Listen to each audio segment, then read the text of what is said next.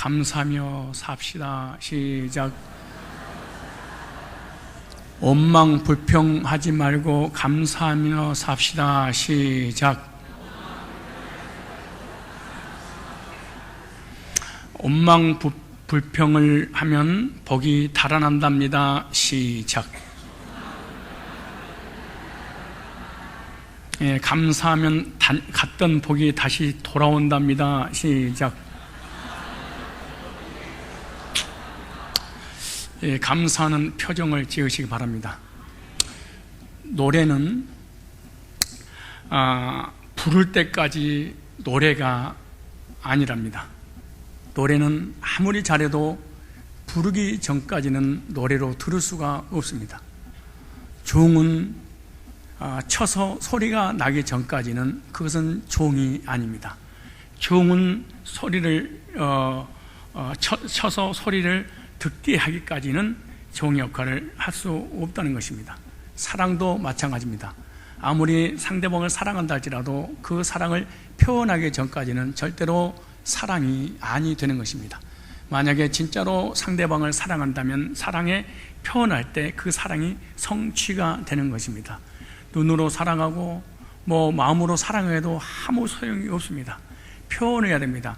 마찬가지로 하나님께서 우리에게 주신 많은 축복들이 있습니다. 많은 복들이 있습니다. 그 복들을 행위로, 삶으로 표현하기 전까지는 절대로 축복을 받은 사람이 아닙니다.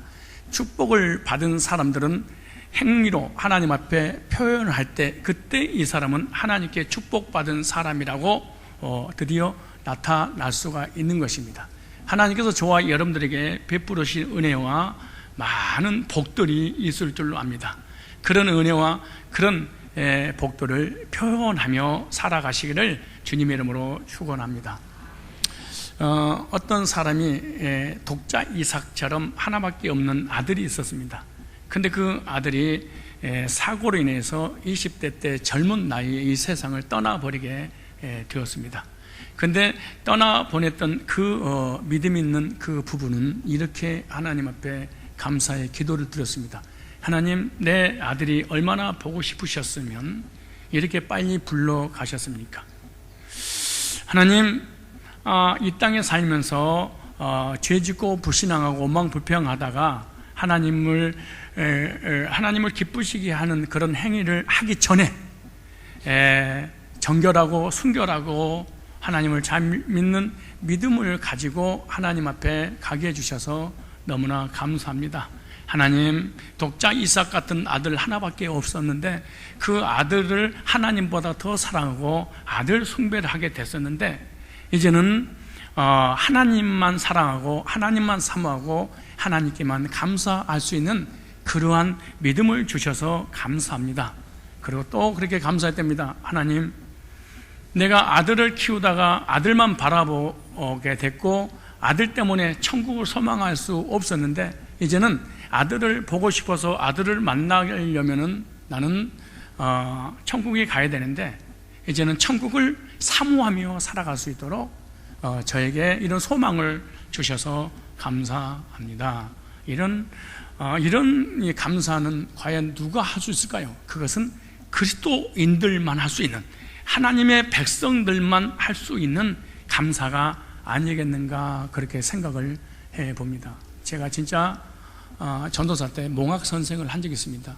무슨 말이냐면 내가 아는 권사님 자녀들 둘이 있었는데, 아들만 둘이었었는데 그 둘을 제가 한동안 성경 공부를 사실 시켰습니다.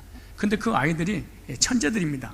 미국에 정말로 유명한 그런 학교에 가서 지금 공부 중에 있고, 또 하나는 입시에 수석을 할 정도로 해서 연대 수석으로 들어갈 정도로 아주 똑똑한 아들이 있었습니다. 근데 그 아들이 대학교 3학년 때 공부를 하다가 심장마비를 일으켜서 그냥 죽어버렸습니다.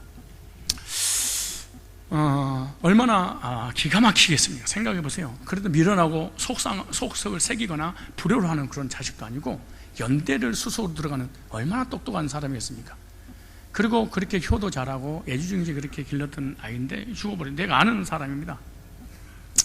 근데 엄마 권사님이 그렇게 말씀하시더라고요.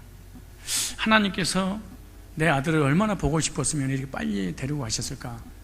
하나님 감사합니다. 그리고 그 사랑하는 아이의 시신 앞에서 하나님 앞에 감사의 기도를 드렸다고 합니다. 여러분 어떻습니까?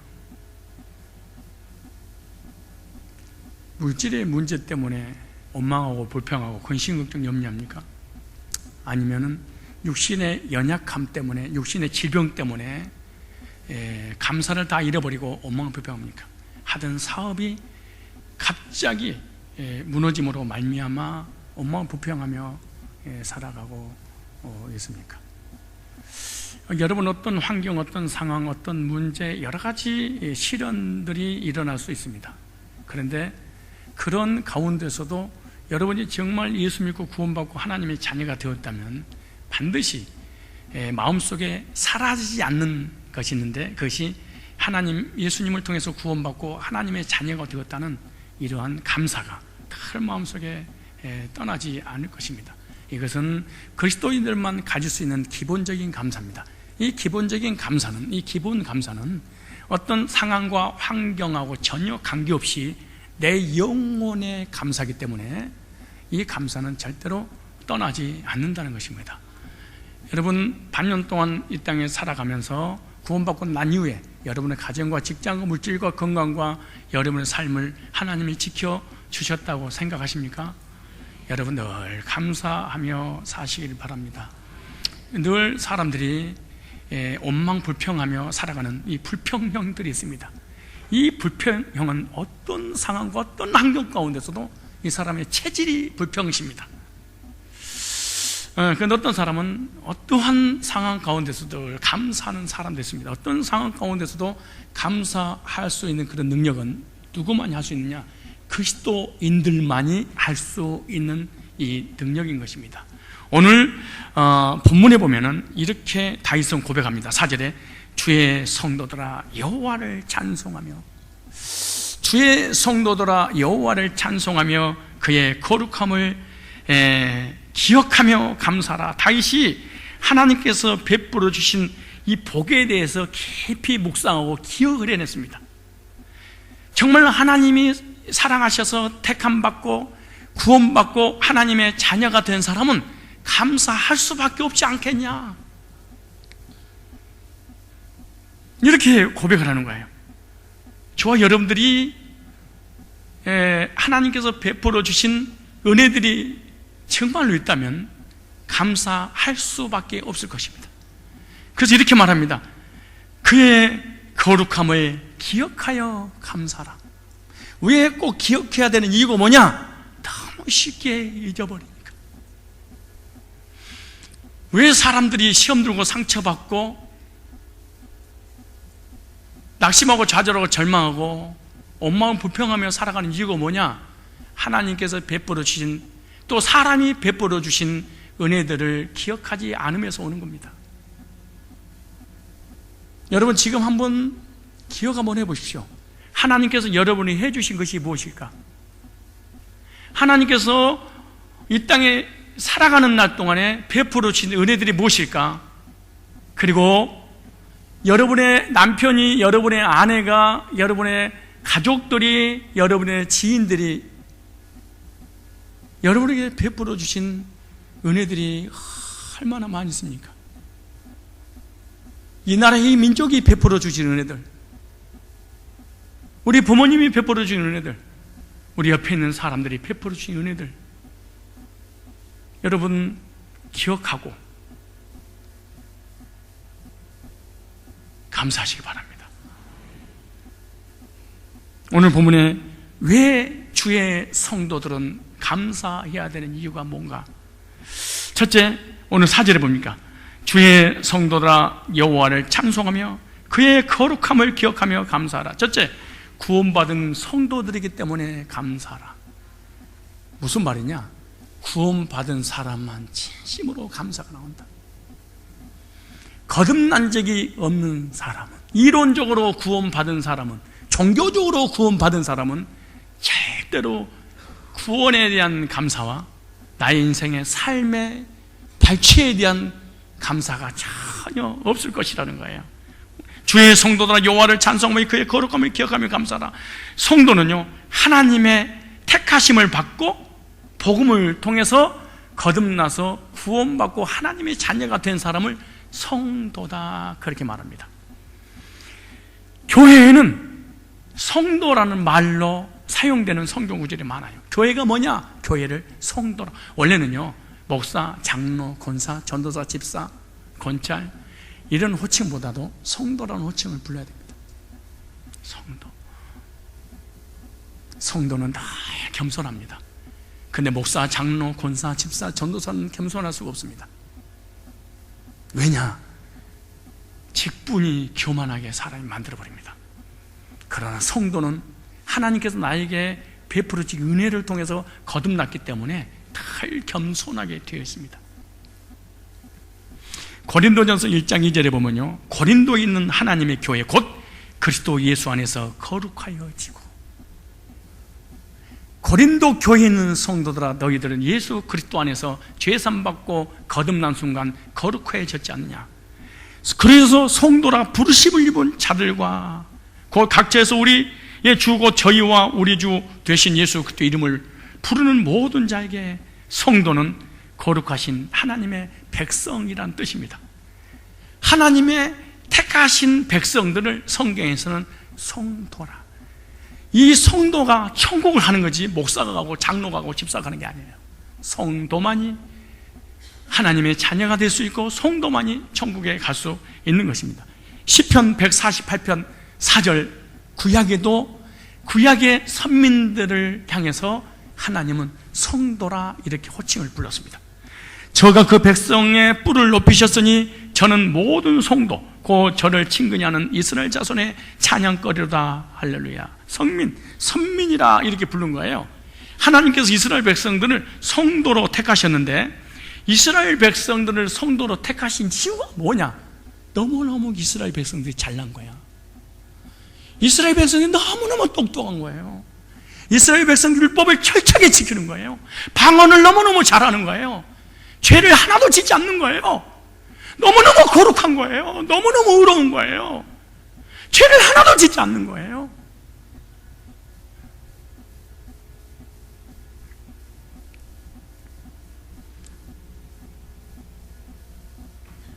예배를 너무너무 잘 드리고 착하고 선하고 의롭게 사니까 하나님 택한 게 아니에요. 가끔 가다가 교인들이 은혜 받지 못한 교인들의 특징을 보면요, 항상 마음속에 도사리고 있는 게 있어. 그게 뭔 줄 아십니까? 이만하니까 내가 구원 받은 거지, 이만하니까 내가 복 받는 거지. 그래서 인본주의 교인들은요, 이런 얘기를 꼭 해. 하나님이 할 건 하고 내가 할 건 하고 내가 최선을 다해야만이 하나님 복을 주시지, 최선도 안 했는데 하나님 복을 주실 것 같아? 무슨 말이냐? 전부 다 자기 의지고 자기 핵입니다. 원래요, 최선을 다하는 그 자체가 하나님이 열정을 주셔서 최선을 다하는 것을 모르는 거예요, 사람들이. 누가 돈 안 보고 싶은 사람이 어디 있겠어요? 출세 안 하고 싶은 사람이 어디에 있겠어요? 다 성공하고 싶은 생각이 있고 열심히 공부해서 출세하고 싶으면 다 들어요. 하고 싶지. 근데 열정이 안 생기면 어떡할 거예요? 공부 안 하고 싶으면 어떡할 거예요? 돈 안 벌고 싶으면 어떡할 거예요? 하나님이 주시는 거예요. 사람은요, 어떤 은혜와 어떤 하나님의 선물에 대해서 어떤 조건을 자꾸 붙이고 싶었어요.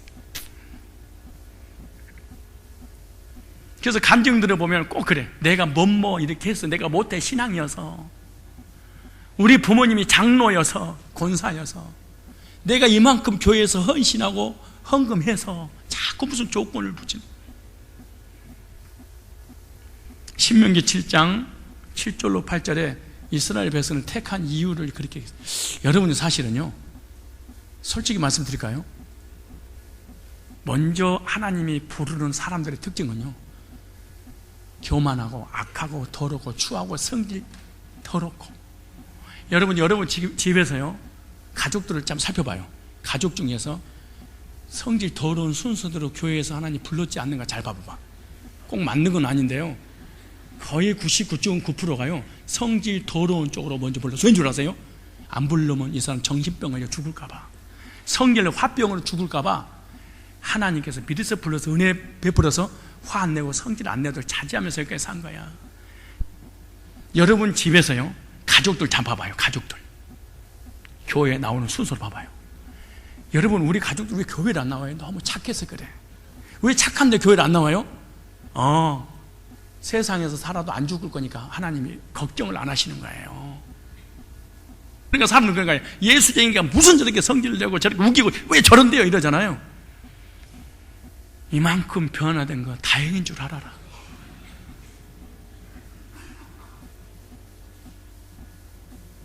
잘 볼까요? 신명기. 여러분 부인들 있잖아요. 이 교회 다니기 전에 부인의 성품과 교회 다니고 난 다음에 성품 잘 봐봐요.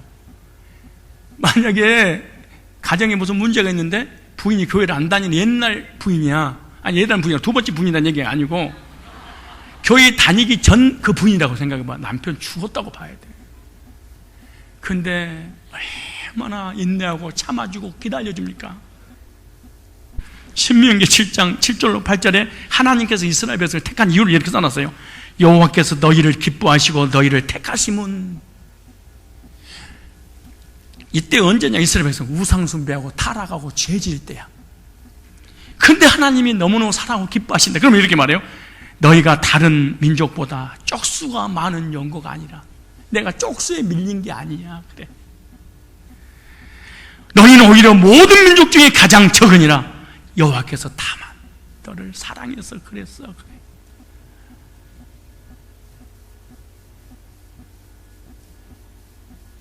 제 손주가 하유일이라는 놈이 있습니다. 근데 이 아이가 내게 안아주잖아요.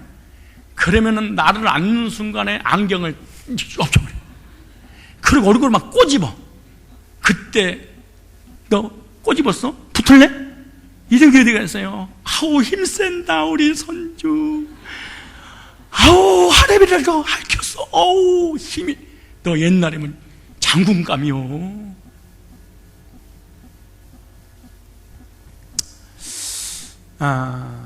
아이의 어떤 행동도 할지라도 사랑하니까 아이의 허물이 안 보여요. 근데 미국 캐나다를 갔는데 뭔가 띵동하고 메일을 열어봤더니 아니 똥 한 사발을 사진을 찍어가지고 보내왔어.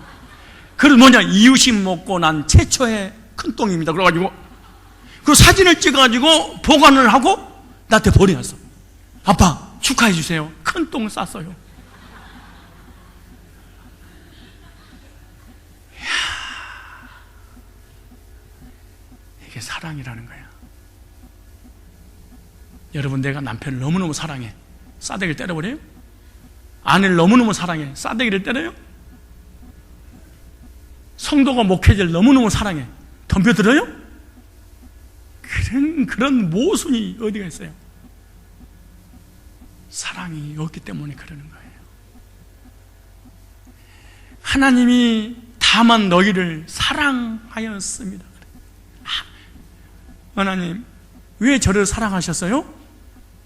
사랑하신 이유가 뭐예요? 그때 하나님이 그러시더라고. 내 마음 나도 모른다. 어떡하겠어요? 사랑하시는데. 다만 너희를 사랑하심으로 말미암아. 구약에 사랑하셔서 택했던 것처럼 신약의 성도들도 하나님이 사랑하셔서 택하시고, 택함 받은 백성은 때가 되면 섭리 가운데 반드시 복음을 듣고 거듭나서 죄산 먹고 하나님 자녀가 되고 성도로 하나님 부르시는 거예요. 그러므로 하나님의 택하심 받고 때를 따라 섭리 가운데 복음을 들려주고 그 복음을 통해서 구원받고 거듭났다면 하나님 앞에 감사하며 살아야 되지 않느냐.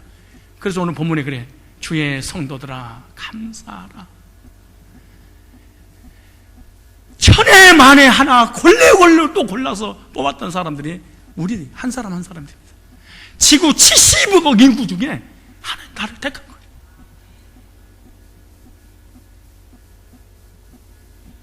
택하신 것도 모자라서 나의 죄를 위해서 십자가에 못 박혀 피 흘려 대신 죽었어. 왠 줄 아십니까? 사랑해서. 구원받고 난 이후에도 얼마나 많은 불신앙과 죄를 지어. 근데 여전히 하나님은 변함없이 사랑하셔.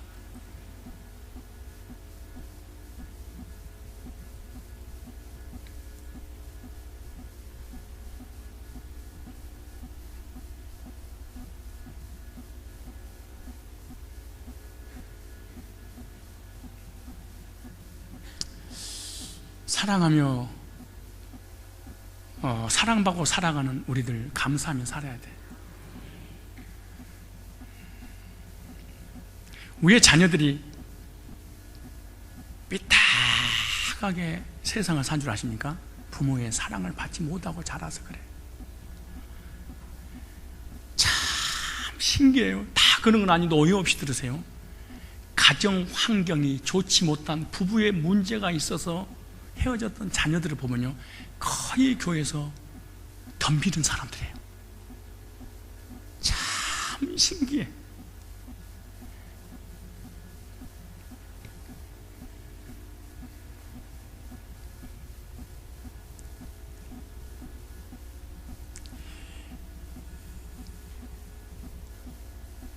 장애자가 있는 가정의 자녀들 있잖아요. 그러니까 건강한 사람 아니면 형제 중에 장애자.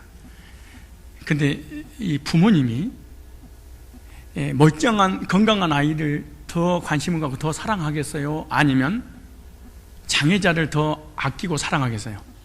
장애자는 자기 몸으로 아무것도 할 수 없으니까 모든 정성을 누구한테 쏟아?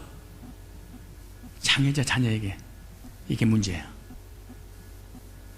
이게 문제야. 이게 가정이 불행의 씨앗이 싹 타서 자녀를 완전히 비참하게 멸망하게 만드는 것을 부모가 이 짓을 하고 있는 거야.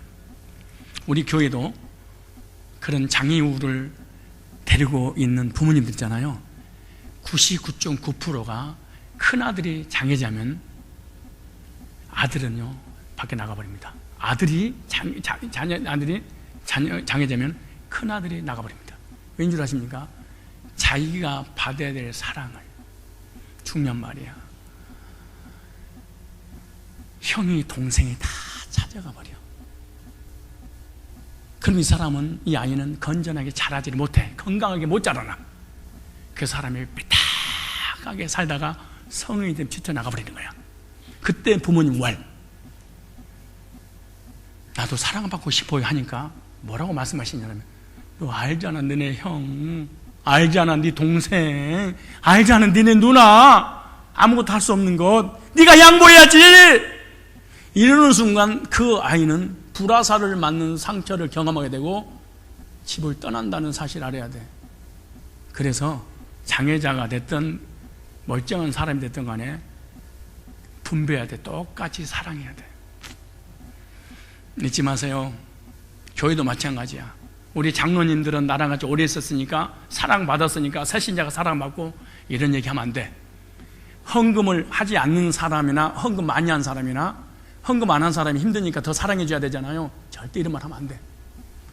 봉사 많이 한 사람이든 헌금 많이 한 사람이든 찬양되든 아니면 교회 일주일에 한 번 온 사람이든 사랑을 똑같이 받고 싶은 욕구가 있는 거예요. 사람이라는 것은요, 사랑을 받을 때 정신적으로 건강하게 성장합니다. 사랑을 받지 않고 자란 아이는 건강하게 자라지 못하고 아무것도 아닌 말에 상처받고 시험 들고 낙심하고 절망하고 자기 인생을 그냥 허랑방탕히 살아버리고 말아.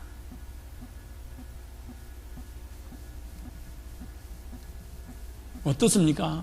제가 하는 말에 일리가 있을 것입니다.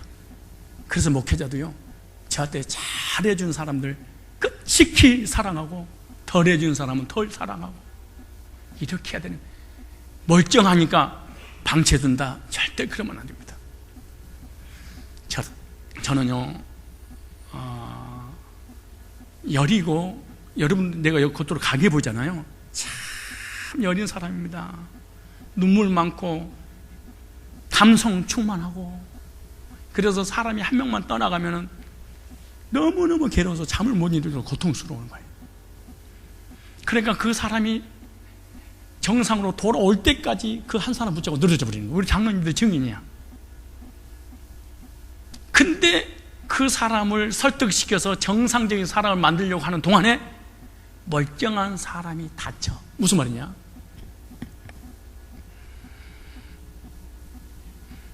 우리 교회가 신천지가 없는데 신천지 한 명이 들어와서 신천지에 관한 문제를 계속해서 내가 반복해서 하면은 멀쩡한 사람이 나는 신천지 아닌데 너무 힘드네요 그러고 가버려. 그러니까 신천지라고 하는 이 이단이라고 하는 이 악한 이 한 사람 때문에 교회 전체를 목회자를 통해서 예민한 반응을 보여서 강하게 해서 교회를 무너뜨리는 사단의 전략입니다. 또 하나는 시험 든 이 인간 한 사람 때문에 신경을 쓰다가 1000명의 영양분을 이 한 명이 뺏어가. 언제 내가 깨달았냐? 느헤미야 리더십 반대하고 엄마하고 불평하고 구태타를 일으켜 느헤미야를 죽이려고 그래. 그래도 신경 안 써. 그리고 자기를 다른 사람은 딱 때리고 예루살렘 성전을 재건을 해.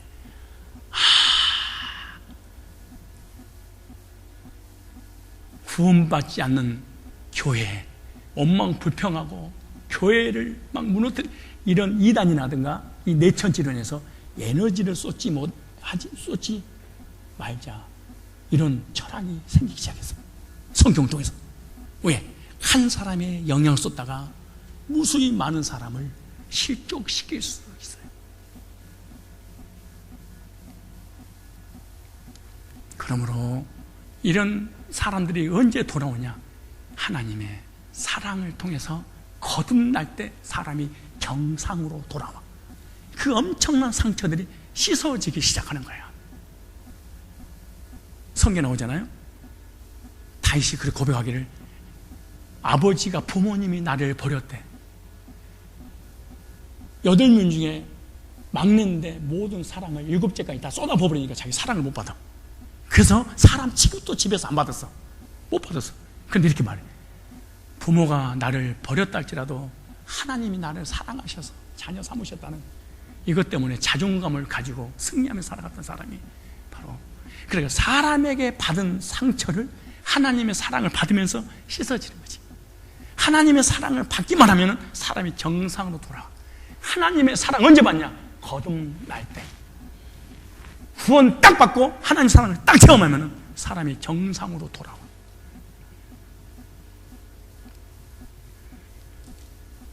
저와 여러분 하나님을 사랑하셔서 택하시고 복음으로 불러서 거듭나서 하나님의 자녀 삼아 성도로 부르심을 받고 있다면 감사하시기를 바랍니다. 다니엘서 7장 18절에 보면 지극히 높으신 이의 성도들이 나라를 얻으니 그 누림이 영원하고 영원하도다. 이 세상엔 잠깐 가는 나그네 인생입니다. 캠핑, 피서, 여름에 피서 가잖아요. 그때 길어봐야 일주일 동안 텐트 치고 삽니다. 근데 파리가 날리고 모기가 오고 물어뜯고 지저분해도 원망불평 안 합니다. 왜? 이 텐트 걷고 집으로 갈 거니까. 이 땅에 살면서 예수 믿고 구원받은 사람 여러 가지 시련과 환난 고난이 있어 원망불평 안 합니다. 왜? 텐트 걷고 장막을 벗어버린 그날 천국 가니까. 왜 사람이 바뀌지 않는 이유가 뭐냐? 하나님의 사랑과 미래에 대한 천국의 소망이 없는 사람은요 절대로 바뀔 수가 없어. 안 바뀌는 거야. 신명기 33장 3절에 보면 중요한 말씀이 있습니다. 여호와께서 백성을 사랑하시나니 모든 성도가 그의 수중에 있으며 주의 발 아래에서 앉아서 주의 말씀을 받는도다. 여러분 하나님의 말씀을 받고 예배 드리는 사람 특징이 뭔지 아세요? 하나님의 사랑을 받고 구원받은 사람은 하나님의 말씀을 사모하게 해서 말씀을 듣는 그 자리에 항상 앉게 해주리라 그래. 신기한 일이야. 하나님의 사랑을 받지 못해서 거듭난 적이 없는 사람은 하나님 말씀이 선포된 그 자리에 앉아있지 못하게 하고 서서 앉아있더라 할지라도 안 들리게 만들어버려. 그러니까 하나님 말씀을 듣지 않아도 행복해. 사람은 하나님 말씀을 듣지 않아도 자기 인생을 얼마나 살아갈 수가 있어. 근데 하나님의 사랑을 받고 거듭난 사람은 하나님의 사랑의 말씀을 듣지 않고는 공허해서 견딜 수가 없어. 다시, 신앙은 절대로 속일 수가 없다. 종교나 이론적인 구원은 사람을 절대로 변화시킬 수 없다. 다시, 여호와께서 백성을 사랑하시니 모든 성도가 그의 수중에 있으며 주의 발 아래에서 앉아서 주의 말씀을 받는도다. 듣는도다가 아니고 받는도다. 이론적으로 지식으로 이거 이런 게 아니고 무엇을 적용할 것인가를 찾는도다. 그런데 이론적인 구원을 받은 사람은 교회에 앉아서 이론 지식으로 듣지 적용점은 절대로 찾지 않아. 이걸 종교인이라 그래. 어떤 종교? 기독교라는 종교의 탈을 쓴 거죠. 로마서 1장 7절에 보면 하나님의 사랑하심을 받은 형제들아 너희를 택하심을 아노라. 여러분, 저와 여러분이 예수님을 통해서 구원받고 하나님 사랑을 체험해서 영생의 나라에 들어가 이 땅에 사는 날 동안 성도라고 지금 칭함을 받는 이거 하나만으로도 감사하며 사셔야 돼요.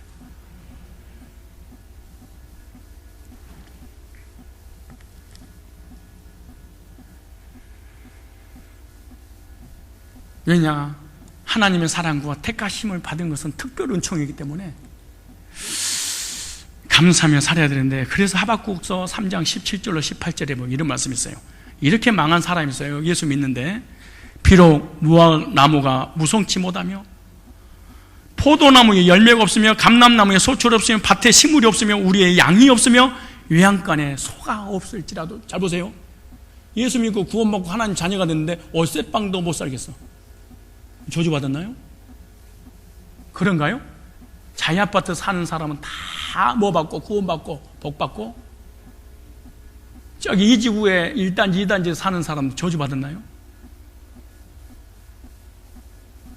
좋은 집 좋은 차 끌고 다니고 건강한 사람은 다 복을 받고, 털털한 차를 끌고 다니고 가다가 문짝이 떨어진 차를 끌고 다니면 저주받았나요? 1년 12달 건강하고 1년 12달 아픈 사람은 저주받았나요? 다시 볼까요? 비록 무화과나무가 무성치 못하며 사업 망했네? 포도나무 열매가 없네? 감나무는 소출이 없고 밭에 식물이 없고 우리의 양이 없고 외양간에 소가 없어. 이 사람의 주제가 뭐냐? 없다. 남이 다 가지고 있는데 이 사람만 없대.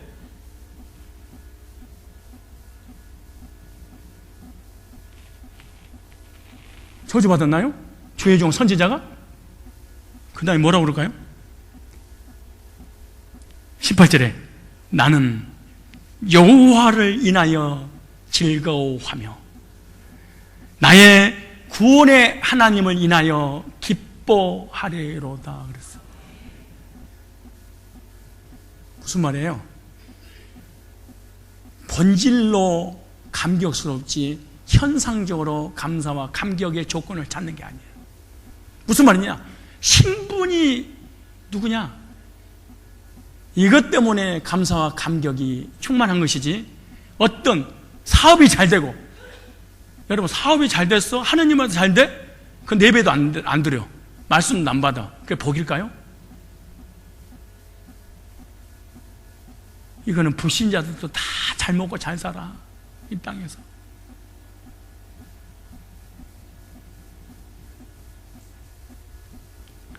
나는 여호와를 인하여 즐거워하며 나의 구원의 하나님을 인하여 어떻게 하리로다?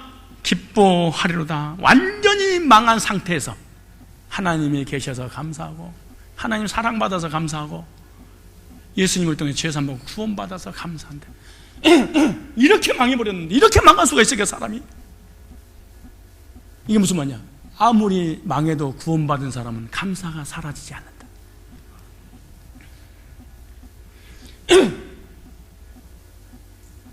망해도 완전히 쫄딱 망해버렸어요. 그래도 불평하지 않는다. 왜? 구원받아서 그래.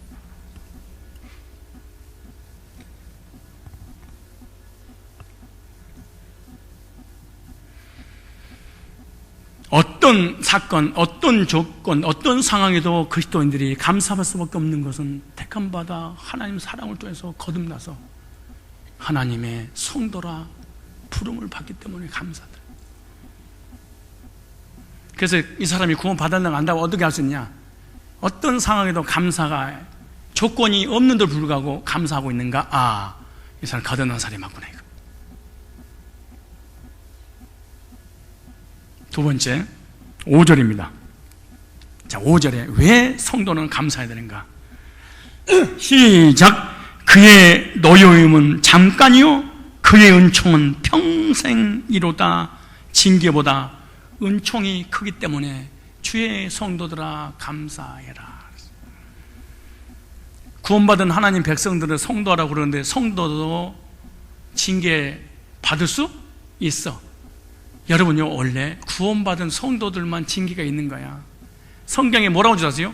구원받은 성도들에게 징계가 없으면 사생하여 버림받은 자요, 정말 택함받은 백성이 아니요, 그래. 어떻게 보면 구원받은 사람은요, 이 땅에서 모든 죄 문제를 해결하고 가야 되기 때문에 구원받지 못한 불신자보다 더 많은 고난과 시련과 역경이 있을 수 있어. 왜? 천국에서 계산 안 해야 되니까. 징계라는 말은 교육이라는 뜻입니다. 뭐예요? 교육.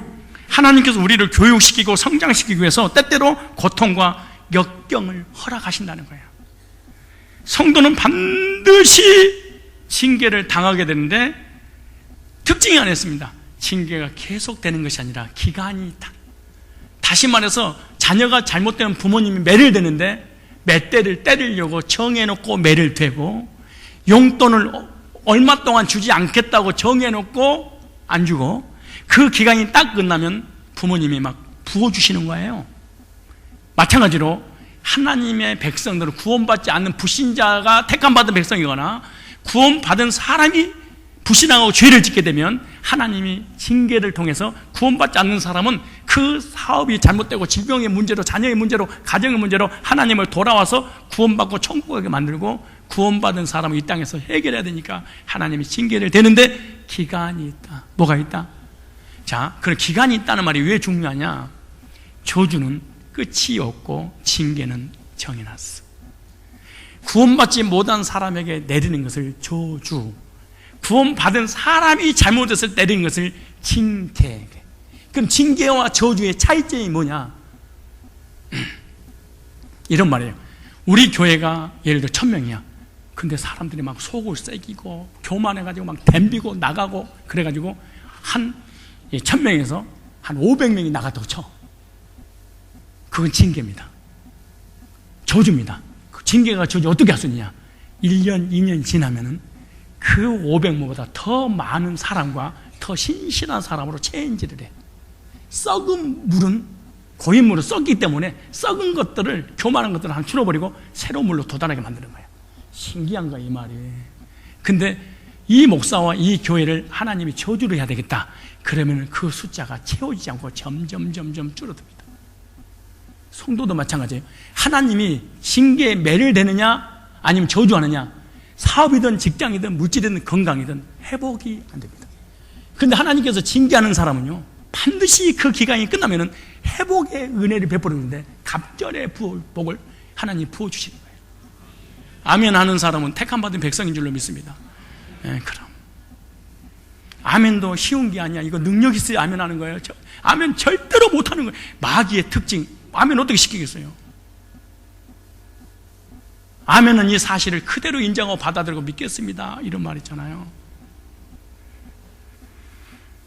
욥기서 5장 18절에 이렇게 말씀하세요. 은혜스러운 말씀입니다. 하나님은 아프게 하시다가 싸매시며 상하게 하시다가 그 손을 고치시니 6가지 환난에서 너를 구원하시며 7가지 환난이라도 그 재앙이 네게 미치지 않게 하나님이 반드시 기간이 끝나면 회복시킬 거야.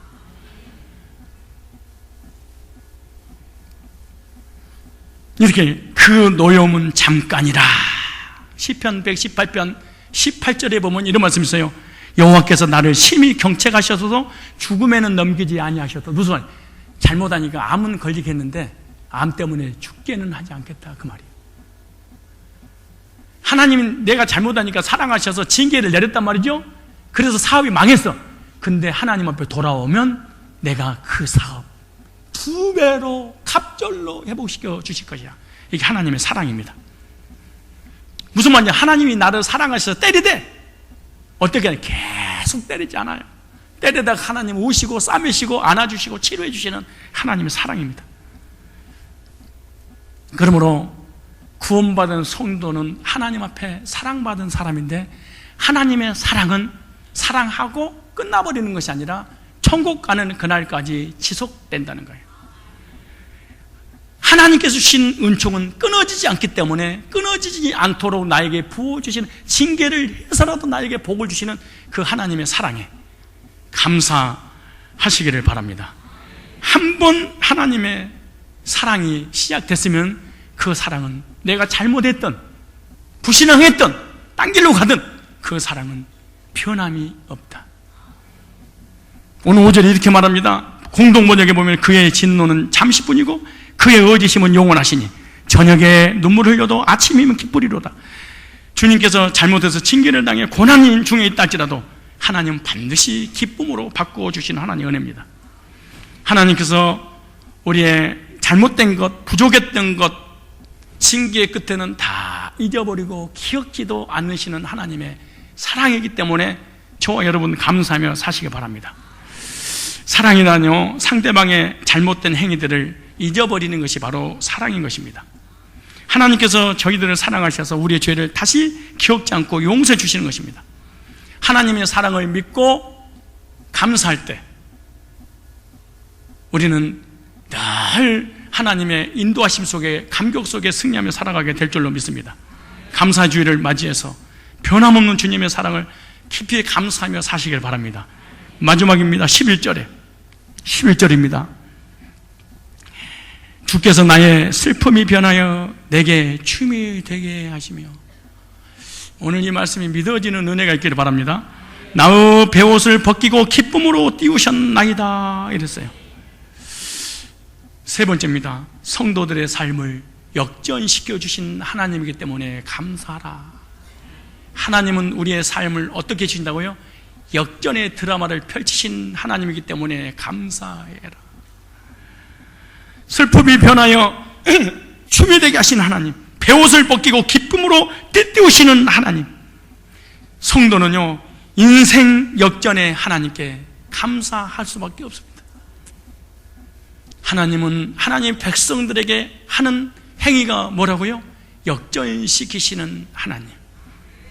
노예로 팔려간 요셉을 역전을 시켜서 총리 되게 하시고, 총리 되고 난 다음에 자기를 노예로 팔아버렸던 형들 앞에서 총리의 등극에 영광을 보여줬습니다.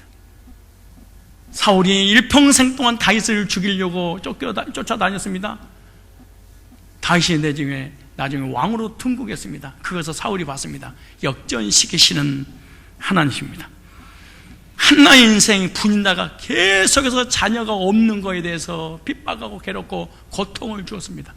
그때 하나님 앞에 통곡하며 기도했습니다. 하나님께서 이 한나에게 사무엘을 주시면서 많은 그 비아냥거리고 핍박하고 고통을 줬던 사람에게 역전시켜서 하나님의 사랑을 받고 살아가는 하나님 사람임을 증명해 줬습니다. 그 말씀이 어떤 말씀이냐?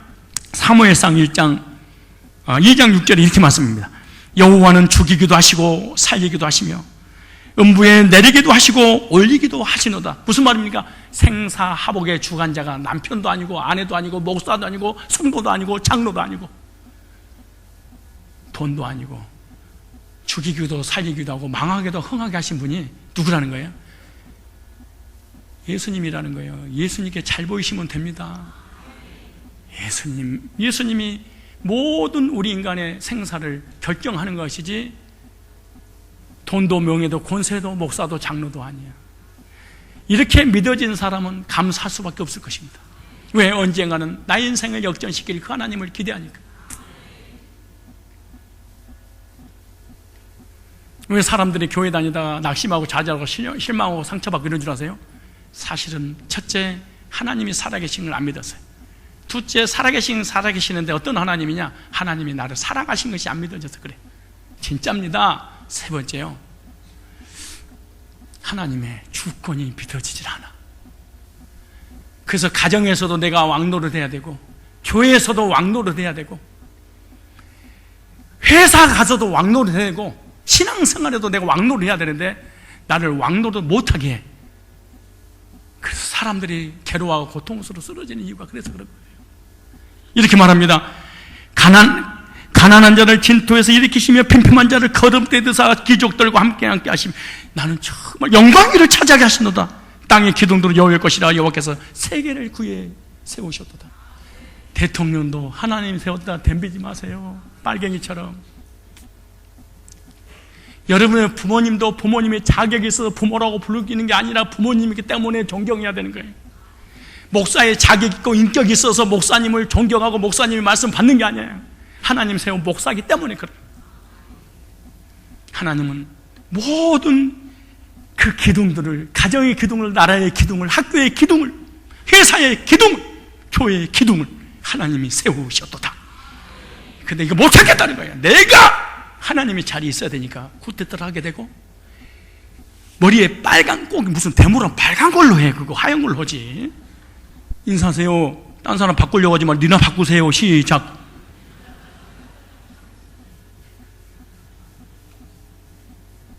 오늘 내가 집에 가가지고 우리 부모님을 좀 버릇을 고쳐야 되겠어. 부모님 일어보세요. 이런 싸가지니. 교회 가가지고 목사 오늘 버릇 좀 고쳐야지. 잠깐 목사 일어봐요. 야, 목사 내 월급 주지. 일어봐봐. 미친놈들이 있어. 요즘 학생들이 선생의 버릇을 고치려고, 그래서 선생님이 이게 매를 갖다 이렇게 딱 대려고 그러니까 그 학생 50명이 동영상을 찍으려고 핸드폰을 딱 대고, 왜 바로 인터넷 띄우니까, 그러니까 때리려고 하다가 알았어요. 선생이 썩은 것이 아니고 네가 썩은 거예요. 나라가 썩은 것이 아니고 네가 썩은 거예요. 교회가 썩은 것이 아니고 네가 썩은 거예요. 그것도 영어로 썩을 놈이라고 그런 거야. 근데 전부 다 너가 하고 자기는 아무 잘못이 없는 거야. 하나님이 주권 인정해야 돼. 보세요. 가난한 자를 진토에서 일으키사 핀방한 자 거름되사 귀족들. 저는 이거 진짜 이렇게 됐어요. 저는 고향이 전라남도 장군 안양면 비동이잖아요. 먹을 거 입을 거 마실 거 아무것도 없는 거지 중에 아주 기름 거지도 없어. 나는요 이렇게 살았어. 배가 고파서 옛날에 그 풀 같은 거 있을 때 딱 빼면 그 알맹이가 싹 나오는 게 있어. 그 떡풀인가 있잖아. 이게 쭉 뽑으면 그래서 알맹이가 나와. 그거 꼭꼭 씹으면 껌도 돼. 그게 모르는구나 나이 어려서.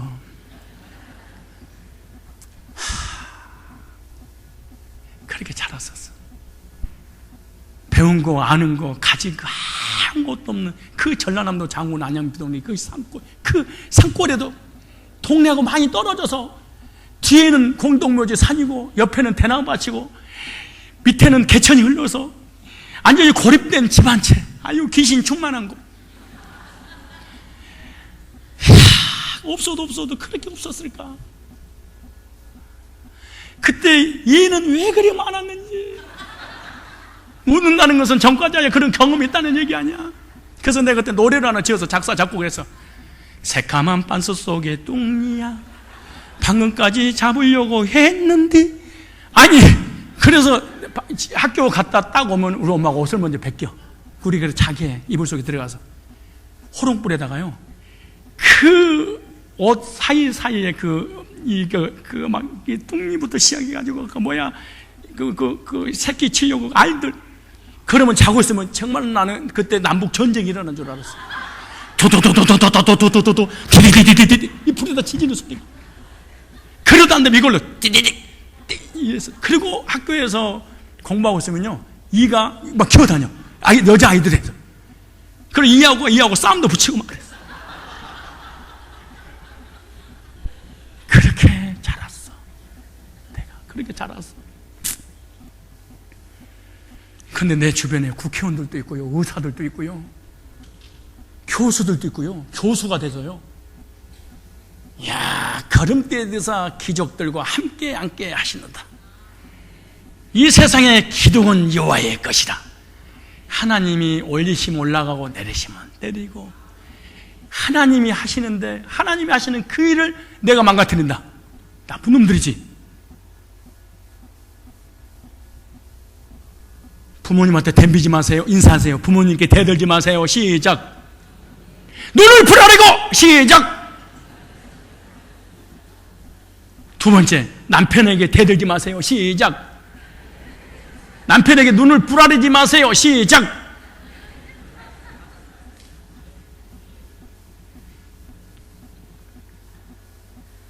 이렇게 하면은요, 꼭 집에 갈 때 그래. 목사님 말씀 들었지? 남편한테 부라리지 말라고. 이놈은 진짜 싸가지 없는 놈입니다. 그때는 이 사람은요, 목사님 말씀 들어보니까 아내가 남편한테 눈 부라리지 말라고 그랬는데 내가 말 들어보니까 내가 더 부라릴 때가 많이 있는 것 같네. 내 입장에 생각하는 거야, 그걸. 아, 그러면 안 되겠구나. 여보, 미안해. 남편이 그렇게 해야 되는데, 오늘 목사님 말씀 은혜가 되대? 많이 받았어. 나 오늘 교회 처음 갔는데, 이제 대단했어요? 무슨 은혜 받았어? 잘 들었겠지? 바꿔줘? 수박 좀 잘라봐. 못 들었어? 눈 부라지 말고 순종하라고. 이거 영어로 나쁜 놈이라는 거야. 절대 이 짓을 하면 돼. 반대편을 서야 되네. 내가 이렇게 했구나. 이렇게 하지. 해서는 안 되겠구나. 그렇게 해야지. 그리고 회사 가서 상사한테 대들지 마라.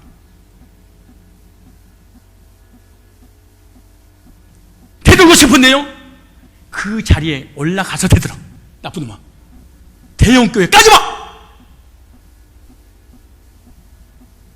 까고 싶은데요? 그러면 대형교회 네가 한번 해봐봐. 20개 만들어봐. 네가 사랑의 교회 만들어봐. 주한 장로교회 만들어 놓고 난 다음에 교회가 썩었구만. 그래, 전도사 새끼들이 교회가 썩었어. 나라 미친놈아, 너는 그렇게 이루고 난 다음에 권면하는 거야. 문제가 있다 이거.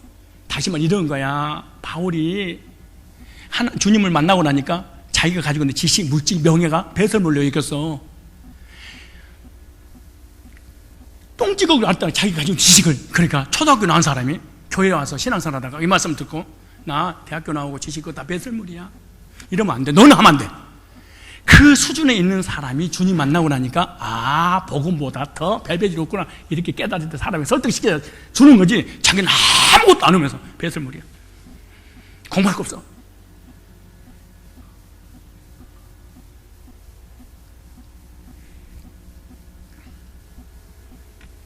다른 사람을 비방할 때는 그 사람 수준에 올라가세요. 목사를 비방하고 있으면 여러분들 반드시 신학을 전공하고 박사를 받고 난 다음에 목사보다 더 일찍 공부를 하고 난 다음에 틀렸구만 이래야 됩니다. 그래야 됩니다. 대통령을 까고 대모하고 싶으면 네가 대통령이 되고 난 다음에 이러시면 안 됩니다. 이래야 됩니다. 그런 능력이 없으면 절대 대들면 안 돼. 진짜 나쁜 놈들이야. 지금 회사 큰 삼성, LG, 그 금성이 그거지. 다 썩었어. 대형 이거 뭐 회사 이거. 네가 한번 해봐. 대학 갔더니 교수가 다 썩었어. 이것들 말이야. 네가 교수 한번 돼봐. 그런 다음에 교수를 비방하는 거야. 남을 비방할 때는 그 정도 수준에 딱 올라가고 난 이후 비방하는 거야.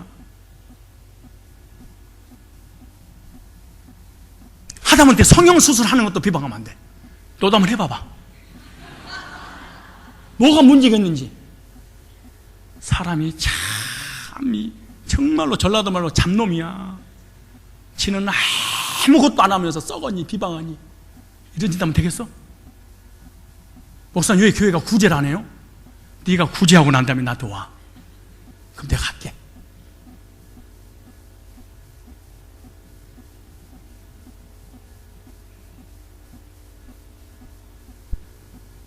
하나님의 주권을 믿으시기 바랍니다. 가정도 직장도 사업 모든 나라의 민족도 교회도요, 하나님의 섭리 가운데 하나씩 나오고 계셔. 근데 그걸 역행하려고 하는 것을 성경에서는 반역죄예요. 죄다 그런 거예요. 그래서 세상에서 데모하고 막 이런 사람들이 거의 정말이 안 좋아. 부모님한테 덤비고 회사 사장한테 덤비고 나가 썩었다고 막 덤비고 이런 사람들 거의 정말이 안 좋아. 비참할 정도로 안 좋아.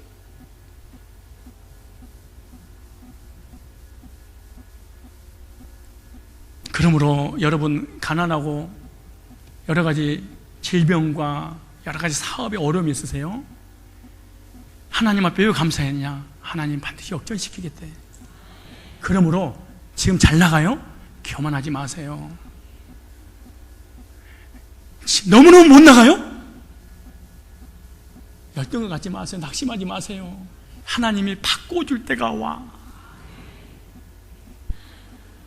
힘내세요. 힘내세요. 우리의 시간이 짧은 것 같지만은 길어요. 120년 산대잖아요. 언제 어떻게 바뀔지 어떻게 알아? 잘났다고 배웠다고 가졌다고 교만할 거 없어. 하나님이 내려놓을 날이 와. 못나고 못 배우고 가진 게 없다고 해서 낙심하고 절망할 것도 없어. 올려놓은 날이 와. 저 여러분, 하나님께서 과거에 기가 막혔던 삶을 살았는데 역전시켜서 행복한 사람으로 만들어준 적 있으십니까? 불행했던 인생을 행복한 인생으로, 저주스러운 인생을 축복된 인생으로, 두려움과 공포 속에 살았던 인생을 평안과 안식을 누리는 인생으로, 가난해서 찌들렸던 인생을 부여를 누리는 인생으로, 자족하지 못했던 인생을 자족한 인생으로, 교만했던 인생을 겸손한 인생으로, 숨이 막히도록 힘들었던 인생을 하나님께서 축복의 사람으로 건져주신 하나님, 예배 때마다 말씀 주시고 은혜 주시고 힘 주시고 능력 주신 하나님, 하나님의 사랑을 체험하게 하고 인생을 살맛나게 하신 하나님, 힘들고 지쳐 쓰러질 때마다 내 등 뒤에서 밀어주시고 교회올 때마다 말씀으로 회복시켜주시고 소생시켜주신 역전의 하나님, 그 하나님을 체험했습니까? 지금도 체험하고 있습니까? 하나님께서 앞으로도 체험시켜 주실 줄로 믿습니다. 여러분의 가정과 직장과 자녀와 모든 삶에 포기만 하지 않으면 하나님은 살아계셔서 반드시 역전의 드라마를 연출시킬 것입니다. 포기는 꼭 한 번 할 때가 있습니다. 김장철에. 그러나 여러분의 인생의 삶 가운데 지금 건강하고 가정 있고 자녀들 있고 삶이 있다면 포기하지 마시고 미래적 현실 속에 불타는 비전과 기대를 가지고 하나님이 언젠가는 역전시켜 주시겠지,